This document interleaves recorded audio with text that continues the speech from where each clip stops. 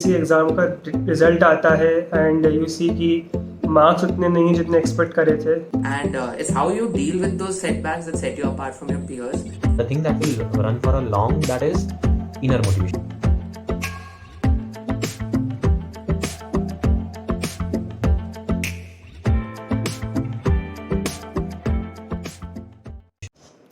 How to deal with demotivation.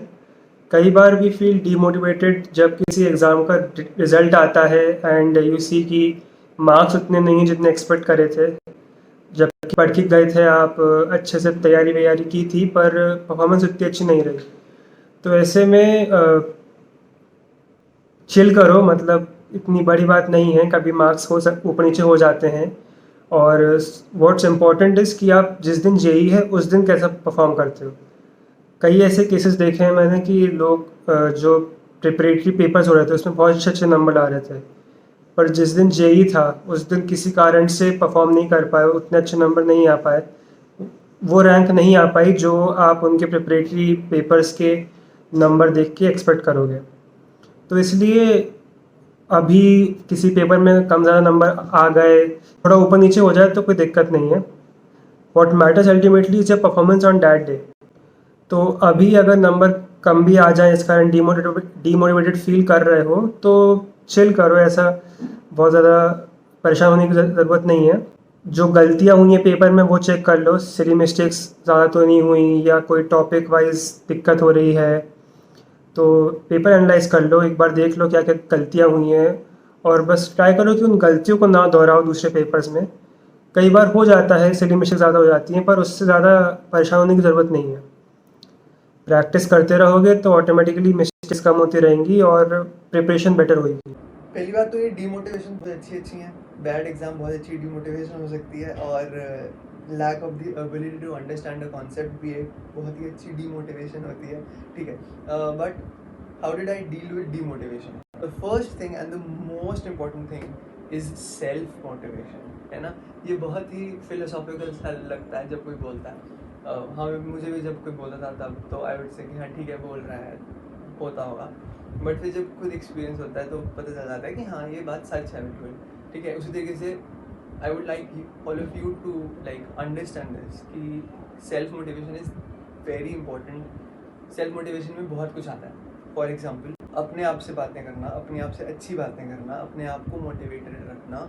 कैसे, वो भी बता देते हैं। लाइक अपनी अचीवमेंट्स अपने आप को गिनवाना, अपनी अचीवमेंट्स पेपर पे लिख लेना, है ना। और अब शीशे में खड़े होकर अपने आप को लाइक स्माइल करना, like that, like keep yourself cheerful. और what I used to do is motivational song सुनना। मोटिवेशनल सॉन्ग्स बहुत बने हैं, ठीक है, बहुत हैं, हिंदी में हैं, इंग्लिश में हैं, ठीक है। वाका वाका एक सॉन्ग है जो तुमको रुलाएगा नहीं, वो तुमको गूज बम्स देगा, और वो गूज बम्स से तुम्हारी मोटिवेशन तुम्हारे को वापस मिलेगी। Waka Waka is a very nice song motivational point of view से। जब भी I used to feel down, I used to go earphone Waka Waka, and I used to like be on fire. उसके बाद मतलब मैं नहीं सोचता था फिर उसके बाद कि किसका रैंक कितना आया, मेरा रैंक ख़राब आया नहीं, मैं बस अपने आप को कहता था कि अब अगला पेपर अच्छा करना है, दैट इज़ इट। तो this is the first thing, क्या, self motivation. The second thing is कोई ऐसा इंसान ढूंढो जिसकी दिक्कतें, जिसकी दुख, जिसकी तकलीफ तुम्हारी जैसी। कोई ऐसा स्टूडेंट तुम्हारे साथ का, कोई ऐसा फ्रेंड जिसको सेम प्रॉब्लम्स फेस करनी पड़ रही है जैसे तुमको करनी पड़ रही है। उसको भी क्या पता सेम कॉन्सेप्ट ना समझ में आ रहा हो, क्या पता उसका भी रैंक उतना ही डिप किया हो जितना तुम्हारा डिप किया, कुछ भी हो सकता है। तो कोई ऐसा इंसान ढूंढो जिसकी प्रॉब्लम्स तुम्हारी से सिमिलर हो या तुम्हारी ही हो, बहुत अच्छी बात, वो भी बहुत अच्छी बात हो सकती है। सो इससे क्या होगा कि तुमको लगेगा कि तुम अकेले नहीं हो। जैसे तुमको लगता है कि तुम्हारे साथ भी लोग एग्जिस्ट कर रहे हैं उसी सेम सिचुएशन में, यू वॉन्ट फील सैड। उस सैडनेस दूर हो जाएगी, तुम चीयरफुल होगे, you will get motivated yourself. Second part of the question was how did you regain the confidence that whatever you do is correct, है ना।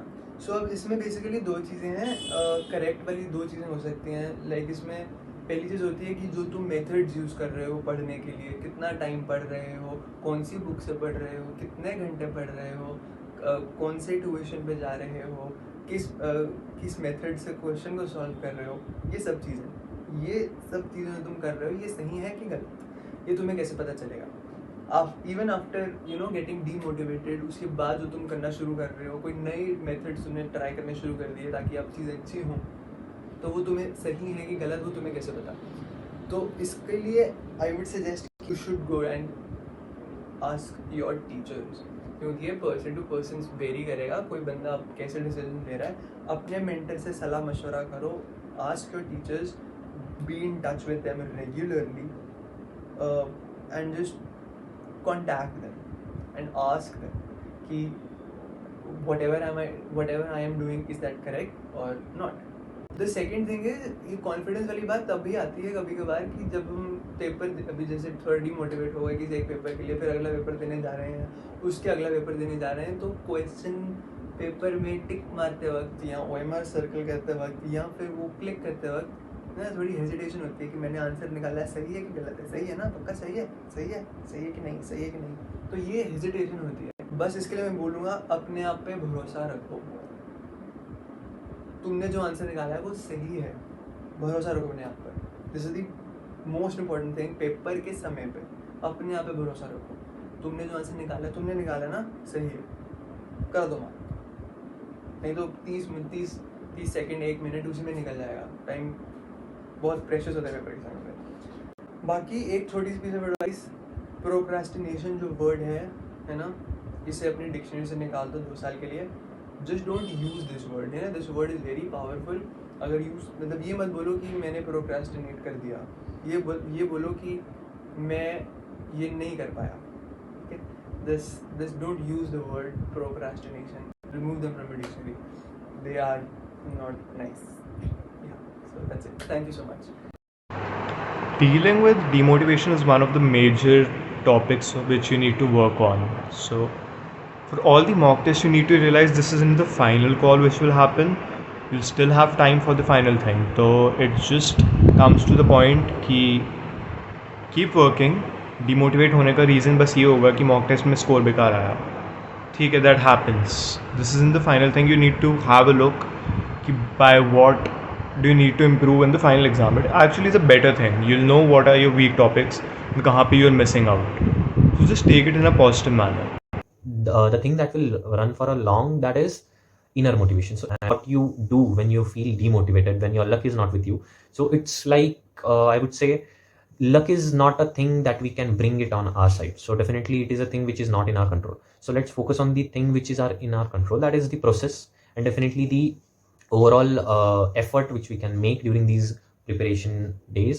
So I would say that during the demotivated days, I also felt very much demotivated in many days, like the bad tests and all those days. So on that days, definitely I would used to do something refreshing. I also used to see some motivational videos, but I would say definitely these videos or whatever clips you see for now, that is just a temporary motivation. For a long run, it will not work. So and this will keep you in the race, and it has helped me a lot in the process. So I would say try to implement these things. It will definitely help you a lot. And great, all the best, guys. Everybody faces a lot of setbacks during the preparation, and it's very common, and one should embrace it because it's a learning experience, and it's how you deal with those setbacks that set you apart from your peers. So personally, when I was in 11th class, I faced a lot of setbacks because I found it very difficult to understand the concepts, and I was also scoring poor marks in my tests. So there are 2 approaches to it. The first approach is you just like totally, feel really bad about it. You can curse the system, and then you would not work upon it, which initially I used to do. Like I used to just feel really bad, and I used to get really emotional, and that is something which we should never do. And slowly even I stopped doing it, and towards the end of my 11th, I started realistically analyzing why I went wrong, what could I do to improve my score, and where were I lacking, did I not know the concept. You should analyze yourself rather than feeling bad about it. So that's something which I started doing, and it really helped me a lot. Another thing which you can do is you can just take a small break from studies if you feel really demotivated. That helps a lot. It would get your mind away from academics. So I used to do that quite a lot in 12th. Like there was a small period of time when I started scoring poor marks compared to my previous marks. So that period of time I started taking a few breaks just to get myself back on track. So during those breaks I would not do anything related to studies. I would chill out, I would play sports, I would just totally forget about studies during the break. and then when I got back, I would do better naturally, because now I'm a bit more relaxed and my mental state is better. So that is something which you all can try. And apart from that, you should also just know that it's very common, and you should not be scared of it, and you should not think that you would feel that you're the only one going through it, but everybody goes through it, irrespective of the level they're at, whether they're a topper or whether they're an average student. Everybody faces these demotivations, and this is something you should just embrace, as I said, because it ultimately it's a learning experience. You would learn a lot of things when you face setbacks. You would learn how to deal with pressure. You would learn how to solve problems. It helps a lot in various skills also in your life. So you should just be happy that you got an opportunity, rather than being sad that why are you facing such an issue.